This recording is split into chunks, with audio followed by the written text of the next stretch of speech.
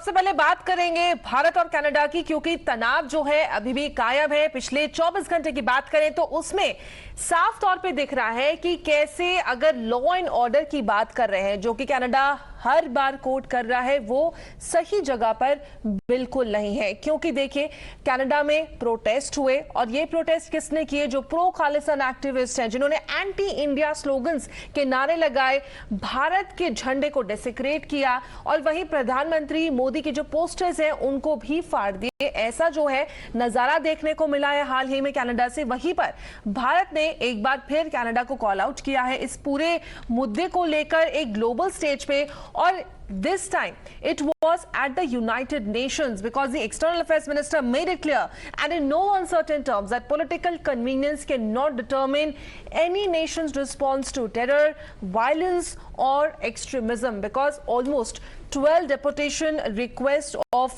pro-Khalistan terrorists have been made in the recent past by India, but no action has been taken so far. Listen in. One, we told the Canadians that this is not the government of India's policy. Two, we told the Canadians saying that, look, if you have something specific, if you have something relevant, let us know. We are open to looking at it. We've given them a lot of information about organized crime leadership, which operates out of Canada. There are a large number of extradition requests. There are terrorist leaders who have been identified.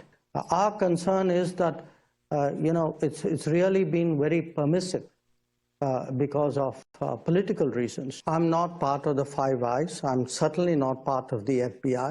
So I think you're asking the wrong person.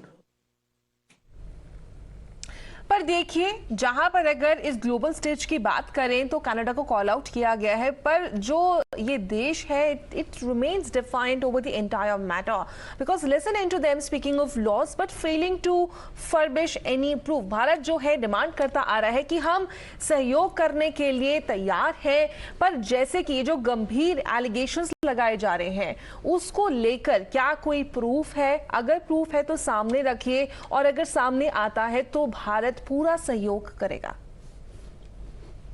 At the same time, as we put great emphasis on the importance of equality, we also have to uphold the values of free and democratic societies. We cannot bend the rules of state-to-state relations for political expediency, because we've seen and continue to see the extent to which democracies are under threat through various means of foreign interference.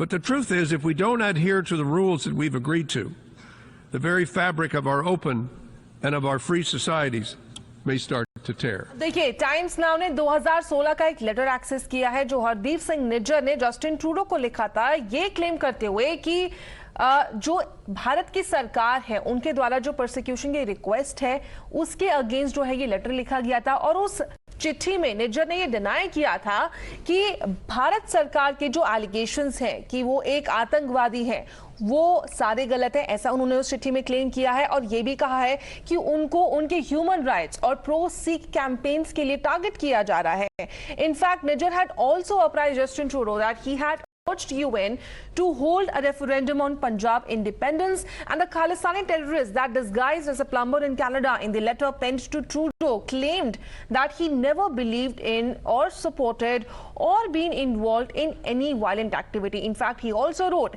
that his family was targeted by the Indian government in Punjab and urged Canadian government to dispel fabricated, baseless and politically motivated charges. However, अगर इस पूरे मामले की बात करें जहां तक 2016 की चिट्ठी है, देखिए हमारे पास जो है एनआईए की चार्जशीट है जो इस साल भी आई थी, जिसमें साफ तौर पे ये एक्सपोज किया गया था कि कैसे खालिस्तान गैंगस्टर नेटवर्क बाहर बैठ के कुछ लोग चला रहे हैं, और उनमें से एक हरदीप सिंह निज्जर भी थे। Now, it is imperative to understand who this person Nijjar was, whom the Canadian Prime Minister is hell-bent on backing and branding an innocent, because Nijjar was a mastermind and key conspirator in 2007 Shingar Cinema, Ludhiana bomb blast case. In fact, he was also involved in the murder of the president of Rashtriya Sangat, Aruldas Singh. अगर हम निज्जर की बात करें तो उन्होंने एक जो है ये अटैक भी कंस्पायर किया था when it comes to Satyanarayan temple explosion in Patiala in 2010, और जो असैसिनेशन हुआ था स्पिरिचुअल लीडर प्यारा सिंह भनारिया, उसके भी पीछे उन्हीं का हाथ था। तो जितनी भी सारे सबूत अभी तक सामने आए हैं, जो भारत हर बार कोर्ट करता रहा है, डेपोटेशन की रिक्वेस्ट डालता रहा है, सवाल यही है कि क्यों कनाडा ने एक्शन लेने में चूक कर दी, क्यों ये सारे जो है सबूत जो है इग्नोर किए गए थे।